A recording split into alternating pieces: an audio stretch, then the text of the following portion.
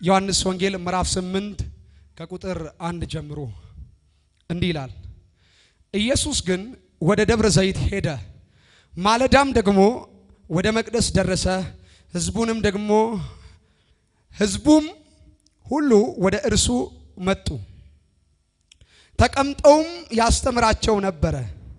ጻፎችና ፈሪሳውያን በምንዝር የተያዘችን ሴት ወደ እርሱ አመጡ። መካከልም እርሷን አቁመው መምህር ሆይ ይህቺ ሴት ስታመነዝር ተገኝታ ተይዛለች። ሙሴም እንደዚህ ያሉት እንዲወገሩ በሕግ አዘዘን። አንተስ ስለ እርሷ ምን ትላለህ አሉት። የሚቀሱበትንም እንዲያገኙ ሊፈትኑት ይህንን አሉ። ኢየሱስ ግን ጎንበስ ብሎ በጣቱ በምድር ላይ ጻፈ። መላልሰው በጠየቁት ጊዜ ቀና ብሎ ከእናንተ ኃጢአት የሌለበት አስቀድሞ በድንጋይ ይውገራት አላቸው። ደግሞም ጎንበስ ብሎ በጣቱ በምድር ላይ ጻፈ። እነርሱም ይህን ሲሰሙ ሕሊናቸው ወቀሳቸውና ከሽማግሌዎች ጀምሮ እስከ ኋለኞቹ አንዳንድ እያሉ ወጡ። ኢየሱስም ብቻውን ቀረ። ሴቲቱም በመካከል ቆማ ቀረች። ኢየሱስም ቀና ብሎ ከሴቲቱ በቀር ማንንም ባላየ ጊዜ አንቺ ሴት እነዚያ ከሳሾችሽ ወዴት አሉ? የፈረደብሽ የለምን አላት። እርሷም ጌታ ሆይ አንድስ እንኳ አለች። ኢየሱስም እኔም አልፈርድብሽም፣ ሂጂ፣ ከአሁንም በኋላ ደግመሽ ኃጢአት አትስሪ አላት። አሜን። የኢየሱስ ፍርድ በሚል እግዚአብሔርን ቃል እናያለን። ክብር ለጌታ ይሁን። ፍርድ ማለት በሁለት ወገን መካከል ስለሚደረገው ክርክር የሚሰጥ ውሳኔ ማለት ነው። ያንን ውሳኔ ሁለቱም ወገኖች የመቀበል ግዴታ አላቸው። አንዱ ወገን የተወሰነውን ፍርድ ቤት ሄደ ቆመ። ፍርድ ቤቱ ላንተ የሚያደርግልህ ነገር ምንድነው? ሐሳብህን ይሰማል። የዛኛውንም ሐሳብ ይሰማና ከዛ በኋላ ምን ያደርጋል? ውሳኔ ይሰጣል። ያንን ውሳኔ ሁለቱም ወገኖች አለመቀበል አይችሉም። ቢኮዝ ፍርድ ቤት ነውና የወሰነው። አየ። ስለዚህ ፍርድ ማለት በሁለት ወገን መካከል ስላለው ክርክር የሚሰጥ ውሳኔ ነው። ከዛ ውሳኔ ቀጥሎ ሌላ ውሳኔ ሊኖር አይችልም። ምክንያቱም ፍርድ ቤቱ ወስኗልና። ወደ ሌላ ከፍ ወዳለው ፍርድ ቤት ብትሄድም እሱም ውሳኔ ነው የሚሰጠው። አያችሁ፣ ውሳኔ ነው የሚሰጠው። ሌላ ምንም ነገር የሚያደርግልን ነገር የለም። ስለዚህ ፍርድ ማለት ምን ማድረግ ነው? ውሳኔ መስጠት ማለት ነው። አንተ ውሳኔ መስጠት ላቃተህ ነገር፣ አንተ ውሳኔ ለመስጠት ለማትችለው ነገር ፍርድ ቤቱ ምን ይሰጣል? ውሳኔ ይሰጥልሃል። እቺ ሴት ኢየሱስ ፊት መጥቶ አቀረቡ። ሰዎቹ ፍርድ መስጠት አልቻሉም።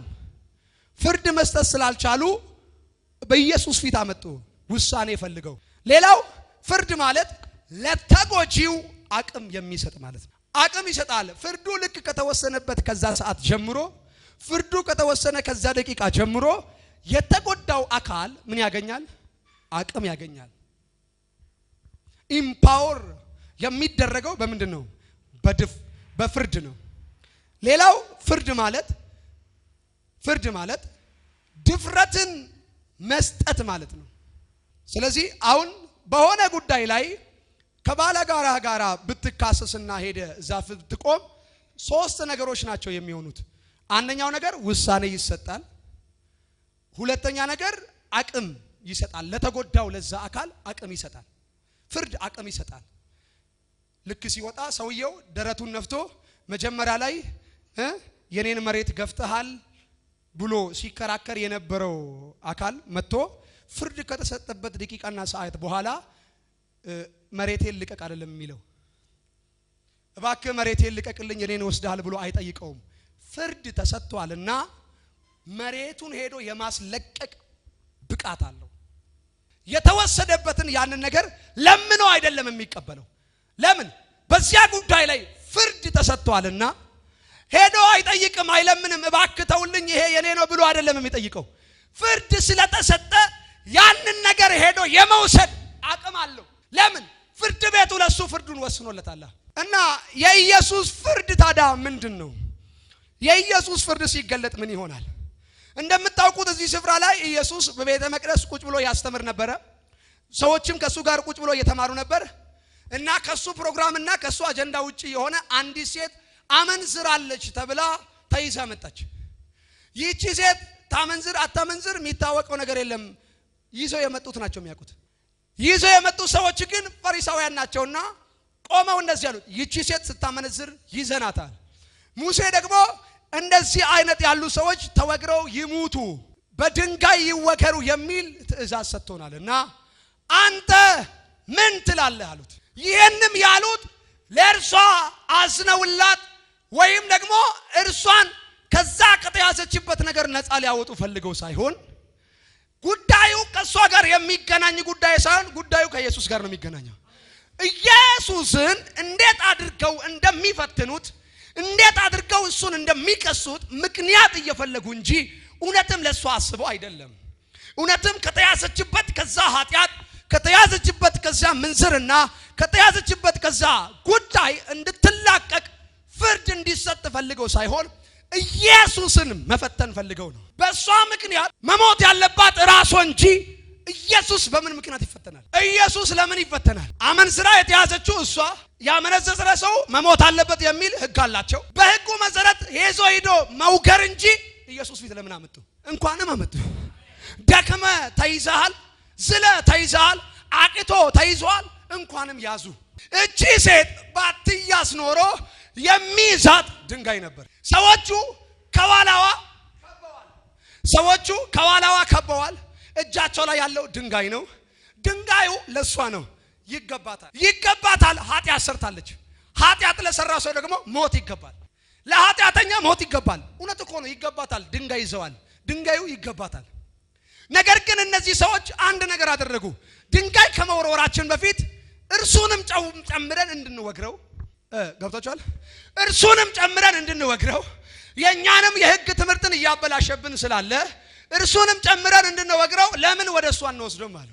ከተማ ለከተማ ኢየሱስን እየፈለጉ መንደር ላይ ሲፈልጉ ኢየሱስን ቤተ መቅደስ ቁጭ ብሎ አገኙት። ኢየሱስን ሲያስተምር አገኙት። ሲናገር አገኙትና አንዴ ጉዳይ አለን፣ ጥያቄ አለን። ምንድነው? ትምህርቱን አቆመው እነሱን ምንድነው ሲላቸው ይህችን ሴት አያት? አዎ። ተመለከትካት? አዎ።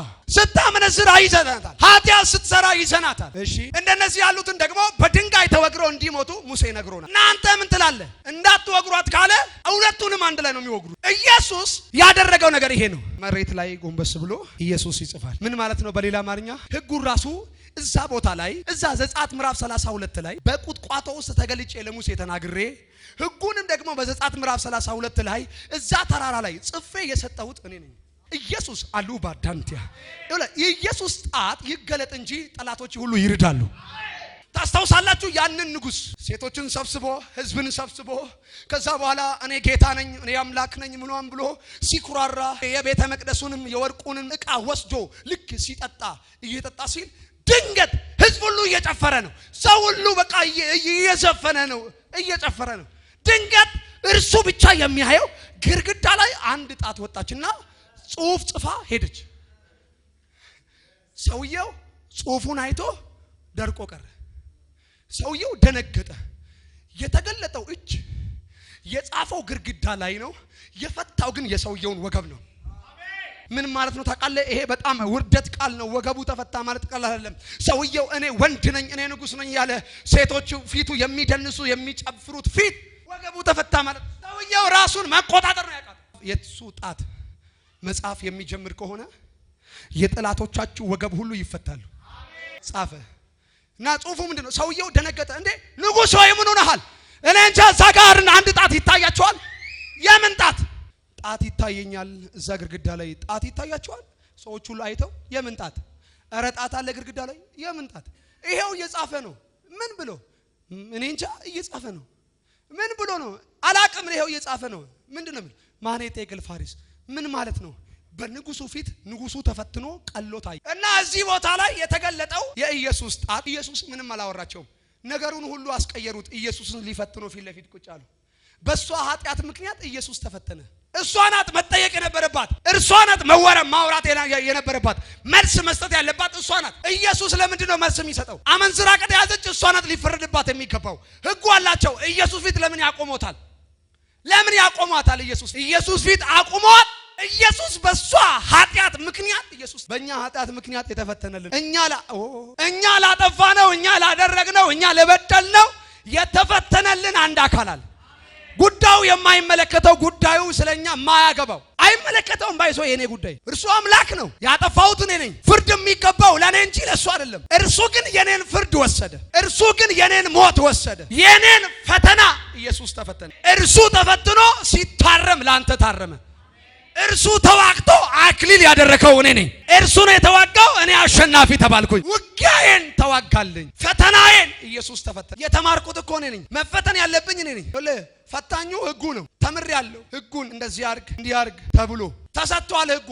ስለዚህ ህጉ የኔን ህይወት ለማረም ሲመጣ የኔን ህይወት ማረም አይችልም። ፍርድ ነው የሚገባ። ስለዚህ ኢየሱስ ክርስቶስ ጣልቃ ገብቶ የኔን ፈተና ወሰደ። የተማርኩት እኔ፣ ክላሱ ላይ የገባሁት እኔ፣ አመቱን ሙሉ ስማር የነበረው እኔ፣ የፈተናው ቀን ግን የገባልኝ ኢየሱስ፣ የፍርዱ ቀን ግን ገብቶ ፍርዴን የወሰደልኝ። የመጨረሻ የውሳኔ ቀን ላይ ድንጋይ በሚነሳበት ጊዜ የአለት ድንጋይ ሆኖ የቆመልኝ፣ የማዕዘኑ ድንጋይ ሆኖ የቆመልኝ፣ ፍርድ እንዳይፈረድብኝ የሚወረወረውን ድንጋይ ለኔ ብሎ የተቀበለልኝ፣ ለኔ ብሎ የወሰደልኝ ኢየሱስ። እና ሴትዮዋን ማውራት አቁሞ ከኢየሱስ ጋር ምን ትላለህ አንተ አሉት። አምላኬ ኢየሱስ ፍርዱን ገለጠ። የኢየሱስ ፍርድ ሲገለጥ ምንድነው የሚሆነው? የኢየሱስ ፍርድ ሲገለጥ አንደኛ ከሳሾች ሁሉ አቅም ያጣሉ። ከሳሾች አቅም ያጣሉ። ምንድነው የሚለው? እያንዳንዱ እነዛ ሰዎች ከሽማግሌዎች ጀምሮ ኢየሱስ እንደዚህ ያላት ከናንተ መካከል ኃጢአት የሌለበት በመጀመሪያ ድንጋይ የያዘውን ድንጋይ ምን ይበል ወርውርባት፣ ወግሮ ይግደላት። አምላኬ አሁን ለፍርድ አይደለ የመጡት? ኢየሱስ ፍርዱን ገለጠ። የኔ ፍርድ እንደዚህ ነው አለ። የኔ ፍርድ ይሄ ነው። ከናንተ መካከል ኃጢአት የሌለበት በመጀመሪያ ድንጋዩን አንስቶ ይውገራት። ከሳሾቿ ኃጢአቷን እኮ አይተዋል። እኔ ግን እንደዚህ ነው ሲጠብቋት የነበረው። እንዴት እንደሆነ ባላው ኃጢአት ይኸውልህ። ለዚህ ነው የህግና የጸጋ ልዩነት እዚህ ጋር ነው። የህግ ልዩነት ይሄ ነው። የህግ ልዩነት ይሄኛውን ጸጋ አድርጋችሁ ውሰዱት፣ ይሄኛውን ደግሞ ህግ አድርጋችሁ ከዛን ይሄ አንተ ነህ እኔ ነኝ ሰው ነው። ይሄ አየህ ህግ እግዚአብሔር አስቀድሞ በመካከለኝነት በመላእክ በኩል በመካከለኛነት እግዚአብሔር ምኑን ሰጠ? ህጉን ሰጠ። ለማን? ለእስራኤላውያን ሰጣቸው። እና ይሄ ህግ ሰውየውን ቆሞ ነው የሚጠብቀው። ይሄኛው እግዚአብሔር አምላክ የሰጠው ህግ ነው ብላችሁ ተመልከቱ። እግዚአብሔር አምላክ ደግሞ ለዚህኛው ይሄኛውን ህግ ሰጥቶታል። እጁ ላይ ያለው የያዘው ድንጋይ ነው። ህግ እጁ ላይ ያዘው ፍርድ ነው። አንተን ልክ ጎበዝ ስትሰራ አያጨበጭብልህም። ምክንያቱም እሱን መሆን አትችልም። እንደ ህጉ መሆን ስለማትችል ህጉ አያጨበጭብልህም። ምክንያቱም ልትሆን አትችልማ እንደሱ። ህጉ እንደሚለው ያንን ህጉ የሚፈልገውን እያንዳንዱ ነገር መፈጸም አይችልም ሰው። እና ህግ ቆሞ ሰውየውን እዚህ ጋራ ሃይላንዱ ዘጋ ቢኖር ህጉ የሚለው ሃይላንዱን እንዳትነካው ይለዋል። እዚህ ሰው ውስጥ ደግሞ የወደቀ ሰው ስለሆነ ኮራፕት የተደረገ ሰው ስለሆነ እዚህ ሰው ውስጥ ደግሞ ኃጢአት አለ። በስጋችን ውስጥ ደግሞ ኃጢአት አለ። ኃጢአት ይኖራል። ኃጢአቱ ደግሞ ያይና ልውሰደው ሂድ ውሰደው ይላል። ኃጢአቱ ህጉ ምን ይለዋል? እንዳትነካው። ኃጢአቱስ ሂድ ውሰደው። ህጉ እንዳትነካው ኃጢአቱ ውስጥ ያለው ሂድ ውሰደው ይላል። ልክ ሄዶ ሲነካው አንሳው ወስዶ ልክ ሲመለስ የሚጠብቀው ከዚህ ሰውዬ ድንጋይ ነው። ከዚህኛው ህግ የሚጠብቀው ድንጋይ ነው። ለምን? ለይቶ ይሄኛውን ኃጢአት መግደል አይችልም። ህጉ ለይቶ ይሄኛውን ኃጢአት መምታት ስለማይችል የሚመታው ማንን ነው? ሰውየውን ይገለዋል። ግን ቆሞ ይጠብቀዋል ሄዶ እስኪነካ ድረስ። ፈሪሳውያን እንደዚህ ናቸው። እስክትወድቅ ድረስ ጠበቋት፣ እስክትስት ድረስ ጠበቋት፣ እስክታመነዝር ድረስ ጠበቋትና ድንጋይ ሰብስበው ኢየሱስ ጋር ፊት ይዘው መጡ። ፈሪሳዊ ይሄ ነው።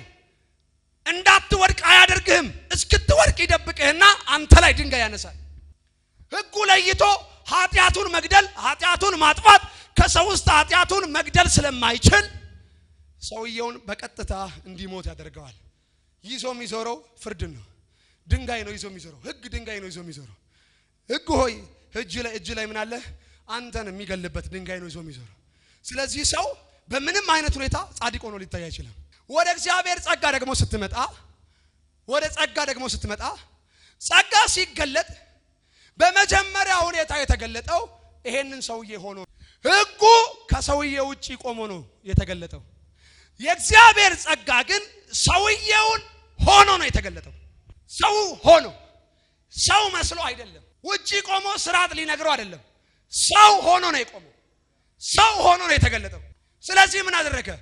እርሱ በሰውዬውና በሕጉ መካከል ጣልቃ ገባ።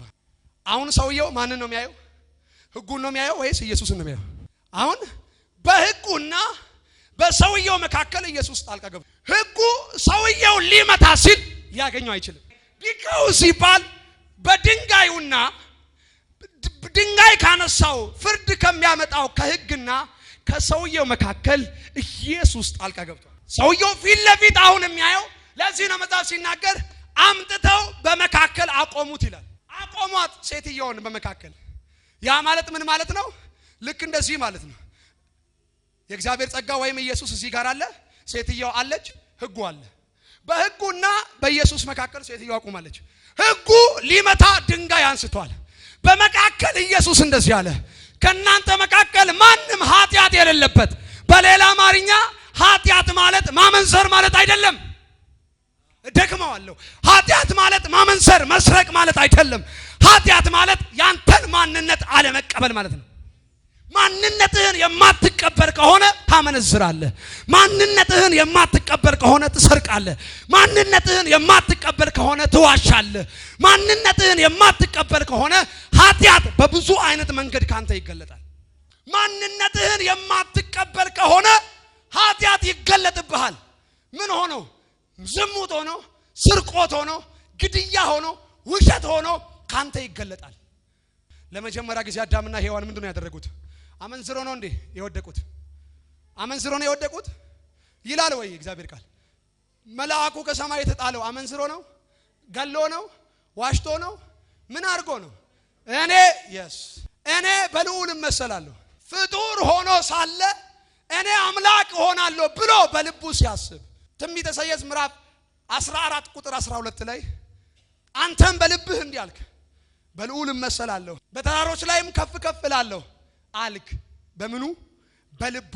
እግዚአብሔር ግን ከተራራው ላይ ወደ ምድር ጣለክ። ለምን ተጣልክ ብለህ ብትጠይቀው ምኞት ማንነቱን አልተቀበለም። የተፈጠረበትን ማንነት አልተቀበለም። የሚጋርድ ክሩብ ሆኖ ተፈጥሮ እሱ ግን ልዑል መሆን አማረው። ኃጢአት ማለት ምንድነው? ተገብቷል። ማንነትህን የማትቀበል ከሆነ ብዙ ኃጢአቶች ቅርንጫፍ ሆኖ ይገለጣሉ ባንተ። አዳምና ሔዋን እንደማን እንሆናለን ብሎ ነው ኃጢአት የሰሩት? እንደ እግዚአብሔር እንሆናለን ብሎ። ከዛ በኋላ አይደለ ምዕራፍ 4 ላይ ወንድም ወንድሙን መግደል ጀመረ። ኃጢአት በብዛት መገለጥ ጀመረ። ቅርንጫፎቹ በዛ፣ የሰው ክፋት በዛ፣ በልቡ ውስጥ የሚያስበው ብዙ እየበዛ መጣ። ግን ኮዙ የቱ ጋር ነው? ምንጩ የቱ ጋር ነው ብለህ ብትል ማንነታቸውን አልተቀበሉም። ሰው አድርጎ እግዚአብሔር ሲፈጥራቸው እንደ እግዚአብሔር መሆን ፈለጉ። አየህ፣ ኃጢአት ኮዙ እዛ ጋር ነው። ለዚህ አይደለ እግዚአብሔር ማንንም አይፈትንም። ያዕቆብ መጽሐፍ ምዕራፍ 2 ላይ አይደለ እግዚአብሔር ማንንም አይፈትንም። እርሱ ራሱ በክፉ ምን አይልም? አይፈተንም። አይፈትንም አይደለም፣ አይፈትንም አይደለም። እርሱ በክፉ አይፈተንም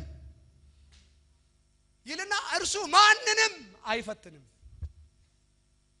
እና ሲባል ሰው ግን በገዛ ምኞቱ ሲሳብና ሲታለል ይስታል፣ ይወድቃል፣ በኃጢአት ውስጥ ይገባል። ከዛስ ኃጢአት ጸንሳ ልክ ስታድግ ምን ትላለች?